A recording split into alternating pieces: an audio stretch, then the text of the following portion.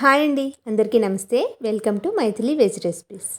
సాధారణంగా చాలామంది ఇళ్లల్లో పూజలప్పుడు కానీ, పండగలప్పుడు కానీ, ఇంటికి ఎవరైనా చుట్టాలు వచ్చినప్పుడు కానీ స్వీట్ చేయాలి అంటే పాయసాన్నే చేస్తూ ఉంటారు.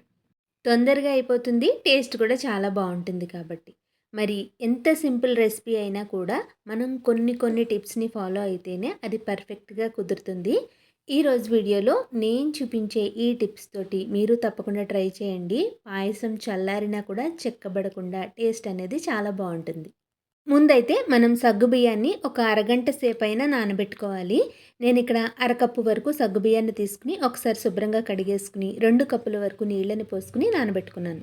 ఇప్పుడు ఒక గిన్నెలోకి కొద్దిగా నెయ్యిని వేసుకుని మీరు ఏ డ్రై ఫ్రూట్స్ వేయాలి అనుకుంటున్నారో అవన్నీ వేసుకుని లో ఫ్లేమ్లో వీటిని వేయించుకుని పక్కన పెట్టుకోవాలి. అదే నేతిలో మనం ఏ కప్పుతోటైతే సగ్గుబియ్యాన్ని కొలుచుకున్నామో అదే కప్పుతోటి 1.5 కప్పు వరకు సేమియాని తీసుకుని లో ఫ్లేమ్లో దోరగా వేయించుకుని పక్కన పెట్టుకున్న తర్వాత నేను పాయసం కోసం 3/4 లీటర్ వరకు పాలనైతే తీసుకున్నాను. ఇవి స్టవ్ మీద పెట్టుకుని ఒక పొంగు రానిచ్చుకుంటే సరిపోతుంది. ఆ గిన్నెలోనే 5 కప్పుల వరకు నీళ్ళని పోసుకుని మరిగించుకోవాలి.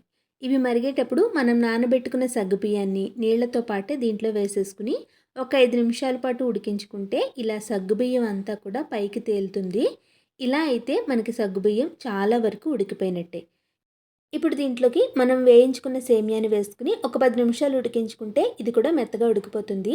ఈ స్టేజ్లో మనం దీంట్లోకి పాలను వేసుకోవాలి. సేమియా మెత్తగా ఉడికి ఇంకా తడి అనేది ఉండగానే పాలను వేసుకుంటే సేమియా పాయసం అనేది చల్లారిన చిక్కబడకుండా ఉంటుంది. పాలు వేసిన తర్వాత యాలకుల్ని కూడా వేసుకుని ఒక్క పొంగు రానిచ్చుకుంటే సరిపోతుంది. పాలు వేశాక ఎక్కువసేపు మరిగించేస్తే సేమియా చిక్కబడిపోతుంది. ఫైనల్గా దీంట్లోకి తీపికి సరిపడా పంచదారని వేసుకోవాలి. నేనైతే ఇక్కడ 2.5 కప్పుల వరకు పంచదారని వేసుకుంటున్నాను. ఇదైతే తీపి కరెక్ట్గా సరిపోతుంది. ఒకవేళ మీకు కొంచెం తక్కువ ఎక్కువ కావాలి అనుకుంటే తీపిని అడ్జస్ట్ చేసుకుని వేసుకోవచ్చు. పంచదార వేశాక ఒక్కసారి కలిపేసుకుని స్టవ్ ఫ్లేమ్ని ఆఫ్ చేసేయడమే. ఆ వేడికే పంచదార అంతా కరిగిపోతుంది. ఒకవేళ మీరు బెల్లం వేసుకోవాలి అంటే స్టవ్ ఫ్లేమ్ని ఆఫ్ చేసేసుకుని అప్పుడు బెల్లాన్ని వేసుకోండి. చూస్తున్నారు కదా మనకి పాయసం ఎంత చక్కగా ఉందో. చల్లారిపోయినా కూడా అస్సలు చిక్కపడకుండా చాలా బాగుంటుంది. అదేవిధంగా సగ్గుబియ్యాన్ని ఉడికించేటప్పుడు మీరు కుక్కర్లో పెట్టకుండా ఇలా విడిగా ఉడికించుకుంటేనే పాయసం అనేది చిక్కపడకుండా ఉంటుంది. ఈ టిప్స్ అన్నీ కూడా ఫాలో అవుతూ సేమియా పాయసాన్ని చేశాక మీ ఇంట్లో ఎలా కుదిరింది అనేది నాకు కింద కామెంట్ బాక్స్లో షేర్ చేయడం మర్చిపోకండి. ఈ వీడియో కనుక మీకు నచ్చితే తప్పకుండా లైక్ చేసి మీ ఫ్రెండ్స్ రిలేటివ్స్ అందరితోనూ షేర్ చేయండి.